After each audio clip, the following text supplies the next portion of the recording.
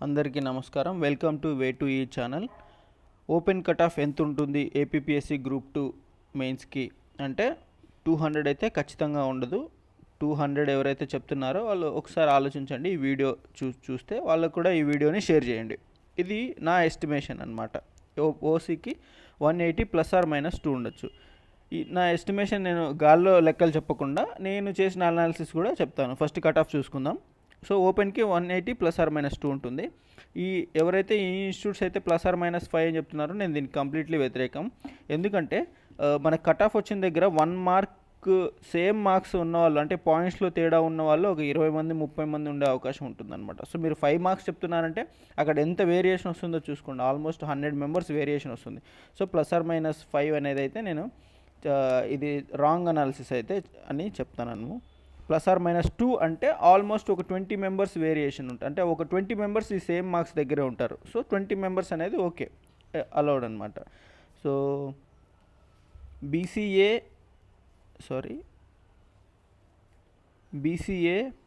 BCC and BCA వీళ్ళు open cut off కంటే కూడా ఒక 5 మార్క్స్ తక్కువగా ఉండే అవకాశం ఉంటుందండి. అవును, ఓకే. తర్వాత బీసీబీ అండ్ బీసీడి వీళ్ళు వచ్చేసి ఓపెన్ కేటగిరీతో సేమ్ కట్ ఆఫ్ ఉంటుంది, ఆల్మోస్ట్ సేమ్ కట్ ఆఫ్ ఉంటుంది. ఇప్పుడు ఇంకోటి ఈడబ్ల్యూఎస్ మనం చెప్పట్లేదు, ఎందుకంటే ఇప్పుడు last time EWS cut off అనేది మనం ఎప్పుడు చూడలేదు. ఫస్ట్ టైం ఈ గ్రూప్ 2కి పెట్టారు కాబట్టి ఈడబ్ల్యూఎస్ కట్ ఆఫ్ అయితే నేను చెప్పట్లేదు. మేబీ మీరు అనుకోవచ్చు ఇంకొక -3 మార్క్స్ అని అనుకోవచ్చు ఈడబ్ల్యూఎస్కి, కానీ ఇదైతే నేను చెప్పట్లేదు. అంటే మనం క్యాలిక్యులేట్ చేయడానికి కూడా వేరే సోర్స్ కూడా ఏది లేదు. So EWS I can't predict అనమాట, నేను అంచనా వేయలేకపోతున్నాను. ఇంకా ఎస్సీ కూడా -5 మార్క్స్ తక్కువగా ఉంటుంది అంతే. ఓపెన్ కట్ ఆఫ్ కంటే ఒక 5 మార్క్స్ తక్కువ ఉంటుంది. తర్వాత ఎస్టీకి వచ్చేసి 7 మార్క్స్ తక్కువగా ఉంటుంది, -7 మార్క్స్. ఓపెన్ కట్ ఆఫ్ కంటే ఒక 7 మార్క్స్ అరౌండ్ తక్కువగా ఉండే అవకాశం ఉంటుంది.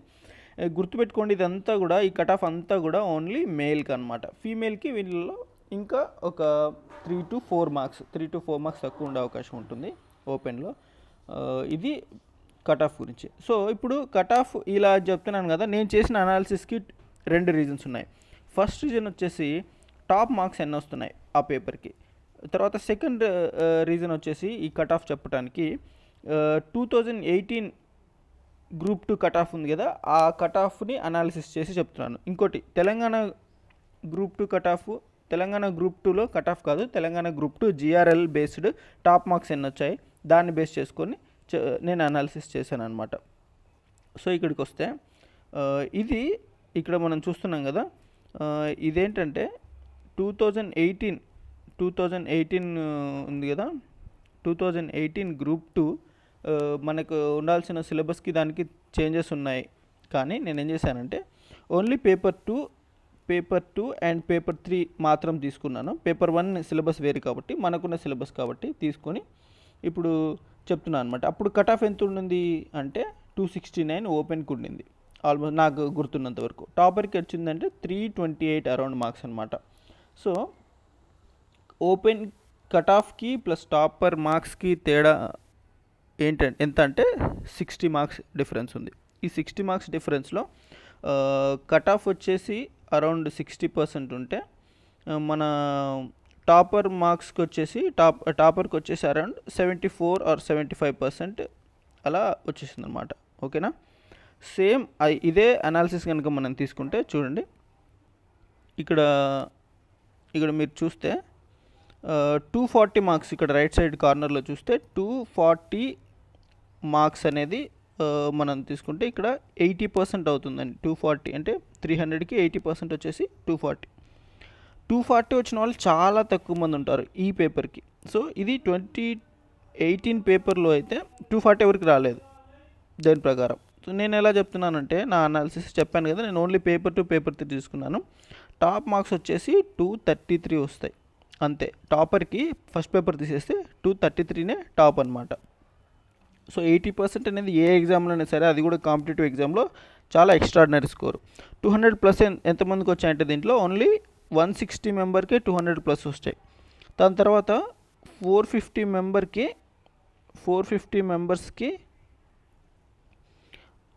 180 నుంచి 200 మధ్యలో ఉన్నారు. దాని తర్వాత 600, దాని తర్వాత 600 మెంబర్స్కి అంటే 60% ప్లస్ మార్క్స్ వచ్చాయి, అంటే 180 కంటే ప్లస్ మార్క్స్ వచ్చాయి. ఇదంతా లాస్ట్ ఇయర్లో. సో కట్ ఆఫ్ ఆల్మోస్ట్ 60% అని మనం ఇక్కడ చూసాం కదా, 269 అంటే 60% కట్ ఆఫ్ ఉంటుంది కదా. 60% కట్ ఆఫ్ ఇక్కడ ఎస్టిమేట్ చేస్తే మనం, అంటే దాన్ని స్కేల్ డౌన్ చేస్తే 180 అని తేలింది.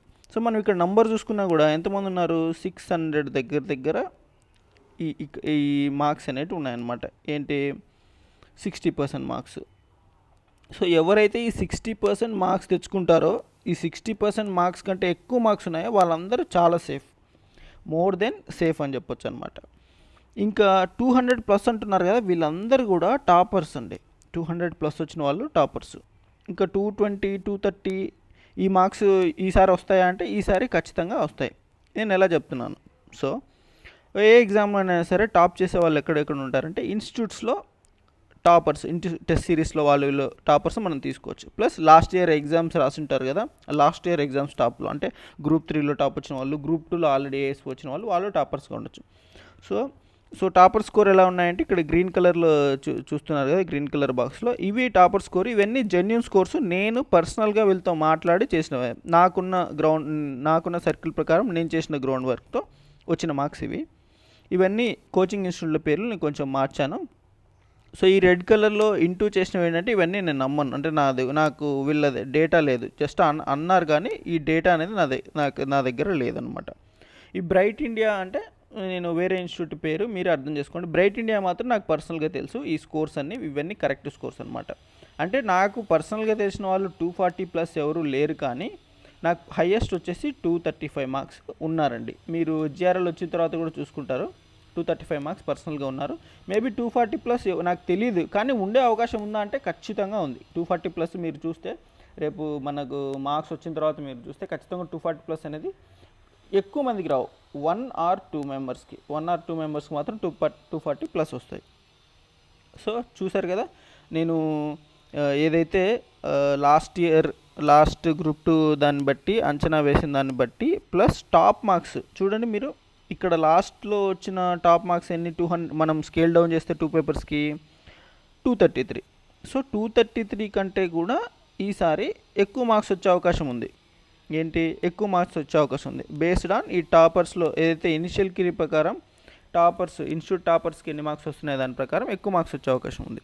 కానీ మనకు కొన్ని పోస్టులు కూడా ఎక్కువ ఉన్నాయి కాబట్టి సో 180 ± 2 అనే కట్ ఆఫ్ నేను చెప్తాను. ఇంకా మీకు ఎవరికైనా డౌట్ ఉంటే 180 ఇంత కట్ ఆఫ్ ఉండదు, తగ్గుతుంది అని అనుకుంటే ఎగ్జాక్ట్లీ నేను కూడా అండి 180 అనేది నేను ఇప్పుడు చెప్తున్న అంచనా వేస్తున్న కట్ ఆఫ్ అనేది చాలా ఎక్కువ.